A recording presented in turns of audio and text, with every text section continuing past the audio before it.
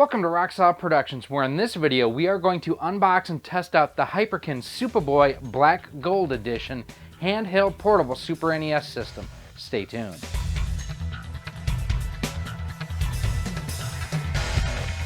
Hey everyone, welcome to Rocksolid Productions. My name is Gary, your host here on the channel. Now, if this is your first time to the channel, first time seeing anything from Rocksolid Productions, I just want to take a second, first of all, say thanks for stopping by and checking out what we have going on here on the channel. We have a ton of different videos here up on the channel, including an entire Hyperkin playlist. I invite you to check that out. We'll have it linked right up there and down in a pinned post for you too.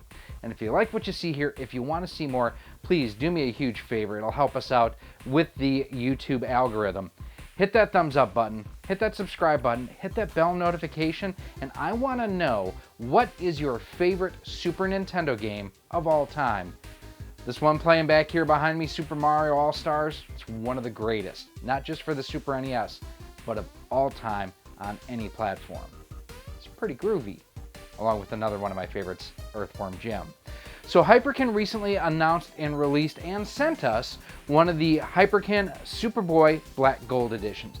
Basically, it is their handheld Super NES console and also Super Famicom console. So it'll do both Super Famicom and Super NES. What got me into collecting imports was actually the Hyperkin Retron 5. It's actually really what got me back into retro gaming in general. This is a self-contained unit that is designed to play all of your North American and Japanese, possibly PAL, Super NES games too. So what we're going to do, we're going to take this, we're going to unbox it on the bench, and we are going to test it out with Japanese, US, and PAL. I think I have some PAL Super NES games. Axelay, I think I have Axelay for the Super NES from PAL. I have Starwing, so we definitely have some PAL games to test out. And we're just going to see, how does it play? Let's get started. Looking at the box for the SupaBoy Black Gold Edition, you can see right on the top of it, portable pocket console for Super NES and Super Famicom. I love the fact that they are calling that out right on the face of the box itself. On the side here, you can see the SupaBoy Black Gold portable pocket console. That's a lot to say there. Not a whole lot else on the side, but on the back, the handheld Hyperkin SupaBoy Black Gold is compatible with original Super NES, both NTSC and PAL, and Super Famicom cartridges. You can switch between 4:3 and 16:9 aspect ratios by holding the brightness button for 3 seconds. The SupaBoy Black Gold also includes an AV out and 2 front-facing ports that are compatible with original controllers for the Super NES. Some of the other bullet points that you can see on here is the fact that it is a 4.3-inch display. You can switch between 4:3 and 16:9 aspect ratio. Rechargeable lithium-ion battery with 10-hour battery life. Very good battery life on here. Stereo sound with 3.5mm headphone jack. Hyperkin engineered perfect pin technology provides a new standard in state-of-the-art high-quality pins. Now, I'll tell you, if it's anything like some of their other systems, the pins are actually pretty dang good for the cartridge slot. Everything else that you have on here, exactly the same, just in different languages. And then on the final side, you see perfect pin technology, compatible with Super NES and Super Famicom, NTSC PAL switch, SupaBoy Black Gold, rechargeable lithium-ion battery, 16:9 4:3 aspect ratio button, along with the output for your television. So let's open this bad boy up. Now, here's one of the nice things that they've done to the inside of the box cover itself, is there is a piece of foam that rests against the screen to make sure that the system doesn't move and shift around and get scratched up. In addition to just the film protector that you can see here, it's got the little red tab and everything. Actually feels pretty good in the hands. A, B, X, Y buttons all in the right place, but I do say, because they're the same color, I kind of wish they would have gone with the concave convex buttons, kind of like what the US Super Nintendo had. These will work, but not ideal for me personally. The D-pad feels okay, a little mushy, not great. The L&R triggers actually feel pretty good. The nice thing too is they wrap around the side of the body of the console pretty well, so you've got a good amount of surface area for you to be able to access them during gameplay. You do have your vents for the stereo speakers on the front on either side of the screen, along with your connector ports for the controllers themselves. Underneath here you can see the headphone port, volume, and 16:9 4:3 ratio switch, which is also the brightness adjustment. On top, you do have a port here for charging, an LED for power, PAL NTSC switch, your reset button. on-off switch and the AV out. Looking on the back here, I'm not quite sure what this battery door is for, probably where the lithium-ion battery is. Kind of interesting that they even have a door there altogether.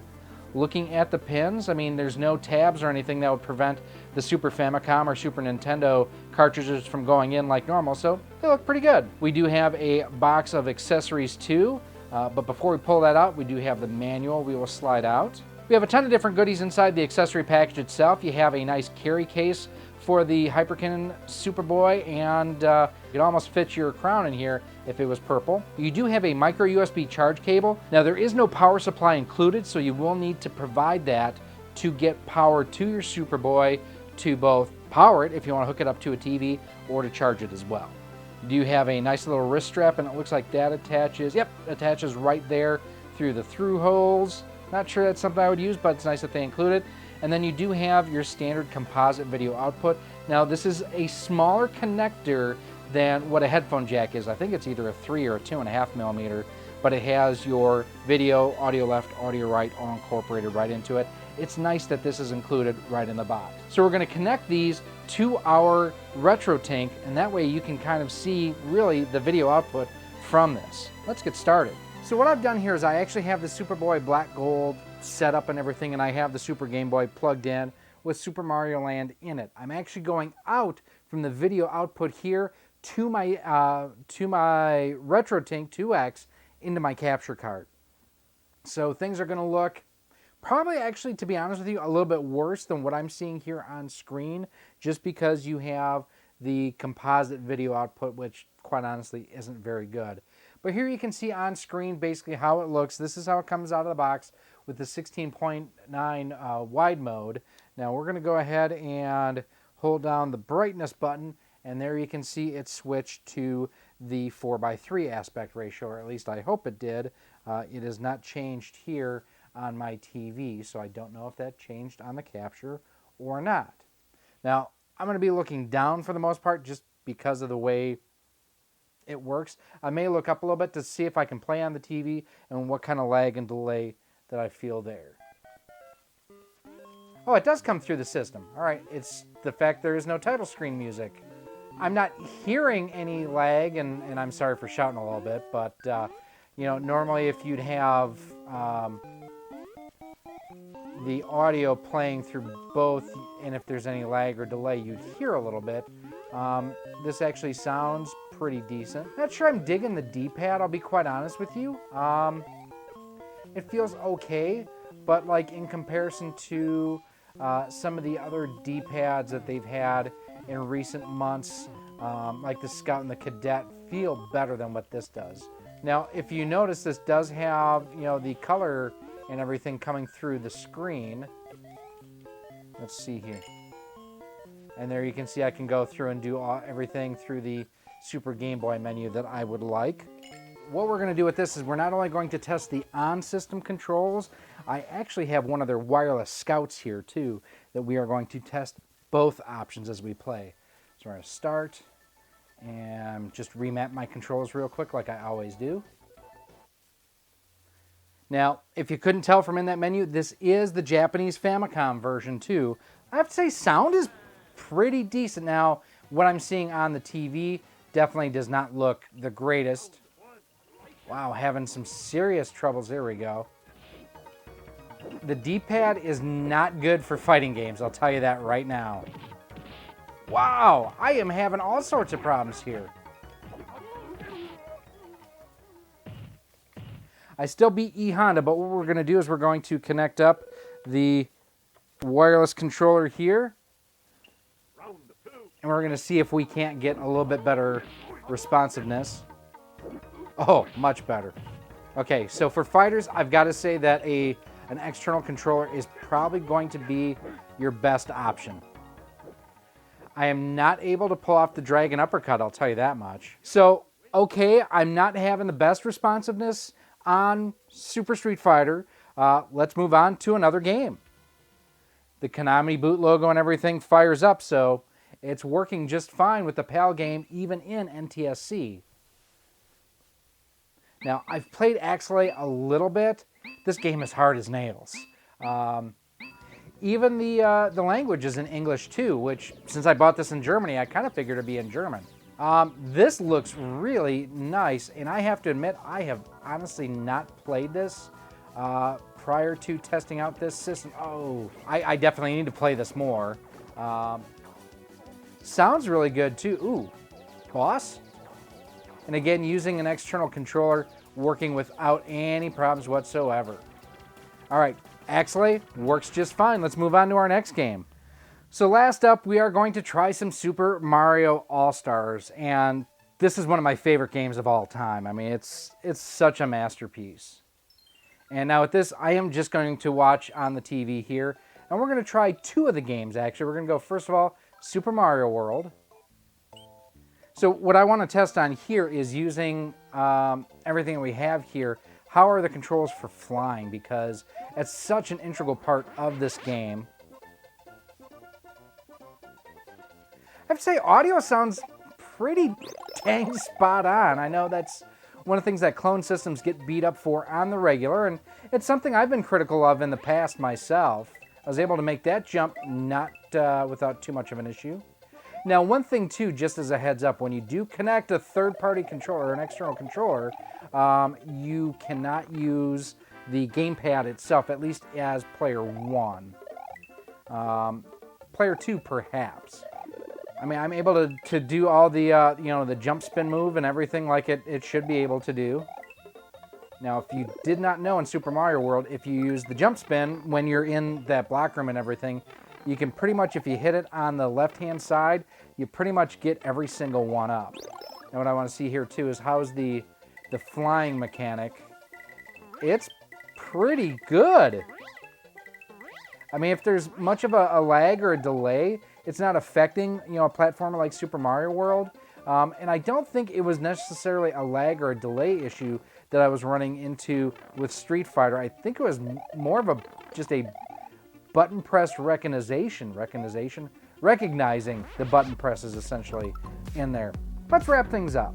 So what do I think of the SupaBoy Black Gold Edition? Well, it's impressed me in a lot of different ways. First and foremost, great cartridge compatibility. And one of the games that can sometimes be a problem for clone systems is what's playing behind me right now. This is actually a German PAL version of Yoshi's Island. And with some clone systems, it won't read it at all. Now, what's interesting is the fact that it's showing the English text here. It's actually detecting the fact that it is connected to an English-speaking console. I've played this on other systems where the German language comes up and on screen, so it's kind of neat that it does that. I do like the fact that you can do so much with it. You can connect it to your TV. The composite is just okay. I mean, I've got my HD Retrovision cables, my OSSC, my RetroTinks, my upscalers. I'm spoiled for what those systems give me, but for a casual enthusiast who just wants to be able to pick up and play on the go, it's not terrible. It definitely does have some room for improvement. Now, the SupaBoy platform has been out for a while. I believe this is the third, basically, re-release of this system. As such, I don't think they've changed the components a whole lot as far as the D-pad and the buttons. And as such, I think the D-pad kind of suffers, especially when you can compare it to like the Scout or the Cadet controllers. They have really good D-pads. This one, a little bit lacking. But that's where having the extra functionality of having those ports on the front of it, you can connect regular Super NES controllers and be good to go. Kind of loses a little bit of the portability side of it when you do that, but it enhances your gameplay when you do that too, so there is that. Well, I am a fan more of the 4:3 aspect ratio mode, the fact that it will do both. Like you can see right now, this is actually set up in 16:9, not the way I would play. But it does have that option to go ahead and switch over to that for you. I do think that the front firing speakers, they sound good, they sound clear, they are loud, they do exactly what they should, and it sounds good working through headphones too. Battery life has been good. Overall, for a casual player like my wife, who's not a big gamer, but she'll play, Super Burger Time from time to time, works just fine. Would not replace a Super NES in my household, but I'm also not playing it on the go. I would also like to see if they do yet another revision of this, incorporate HDMI into it. We've seen other manufacturers, Gamers Tech with their 8-bit boy, their NES handheld has an HDMI output. I'd like to see the next revision of this have HDMI upgraded and outputting to 720p. That would be phenomenal, almost as phenomenal as AJ Styles. But these are just my opinions. Let me know what you think down below in the comments section. Is this something you would pick up and use and play? Is it something that you would use to have a friend or a kid play? I know that's one of the things that I see Adam from One Up Card. He posts on Instagram all the time with his kids playing, not the Black Gold edition, but the standard edition that came out right before it. They love it. I think for kids, for people just getting into the Super NES, this is a decent way to start. And when you consider, it's not only compatible with the North American Super NES, it's compatible with Japanese Super NES or Super Famicom, European PAL Super NES, and also the Super Game Boy plays through this without an issue. I did notice a little bit of delay and lag when I was going and playing on the TV, but I'm also going from the system to my RetroTink, or actually I'm going to my switch box to my RetroTink, to my capture card, to my TV. It's going through a lot there. There is some delay noticeable there. Street Fighter was where I noticed most of the delay on it. It seemed, strangely enough, like the game got more precise when I used the wireless Super NES controller from Hyperkin, which you're adding in another device which can have lag, delay, latency, but I was able to pull off more moves. So it's kind of weird the way that works. But let me know, is this something you would pick up? Down in the comments, I want to hear from you. If you would you take it on the go, or would you use it in your home connected to a TV primarily? It's convenient for when you gotta poop, I just gotta say that. But let me know down in the comments section. If you do have any other comments or questions, as always, feel free to email me at rocksolidmail@gmail.com. Hit me up on Twitter at RockSolidStudios, Facebook at facebook.com/RockSolidProductions, and Instagram at instagram.com/RockSolidProductionsGK. Now, if you want to pick one of these up for yourself, you can head on over to CastlemaniaGames.com. And one of the cool things over there is what he has called Castle Cash. With Castle Cash, it's his rewards program where the more you spend, the more you earn you can use towards future purchases. Plus, one of the cool things too is Castle Cash is just like cash. So sometimes, like promo codes and whatnot, they don't work. Castle Cash, it's just like cash. If you have $25 in Castle Cash, you have $25 you can spend on the website. Speaking of promo codes, if you use promo code ROCKSOLID10, you can get 10%. If you use promo code ROCKSOLID10, you can save 10% off of most items on the website. Some exclusions do apply. I'm not quite sure if it applies to this or not. He does have these available for order on the website, along with other items from Hyperkin, including that wireless Super NES controller you saw me playing with as well. Now, if you want to help the future of Rock Solid Productions, you can do so in a couple of different ways. First and foremost, you can head on over to our Patreon page at patreon.com/rocksolid. For as little as $1 a month, $12 a year, you can get early access to all of our video content, exclusive content, discounts on any mod work and services that we offer, and a whole lot more. You can also head on over to our Teespring store on screen right now, where you can pick up and rock some Rock Solid Productions swag with our logos on t-shirts, sweatshirts, hoodies, and more. And everything we raise goes right back into the channel, so we can do cool things like pick up PAL exclusive game. Well, this isn't a PAL exclusive, but pick up PAL games so that we can test PAL games, not just NTSC or NTSC-J, when we are testing out clone systems. And like I said at the very beginning of this video, if you like what you see here, if you want to see more, do me a huge favor. Hit that thumbs up button, hit that subscribe button, and hit that bell notification. Leave me a comment below too if this is something you would pick up. It just lets YouTube know that we're doing something that you like and enjoy when it comes to the algorithm. Thanks to Hyperkin for checking this out, or for sending us one to check out. Now, they did not get a chance to take a look at this footage before we went outbound with it. The opinions are just my own. Decent, not something that I would play, but then again, you gotta remember, I've got RGB modded systems, I have upscalers, I have all that happy fun stuff. Not necessarily for me, but I can definitely see the appeal of it. My name is Gary. This has been Rock Solid Productions and our look at the Hyperkin SupaBoy Black Gold Edition. I thank you for watching, and I hope to see you soon.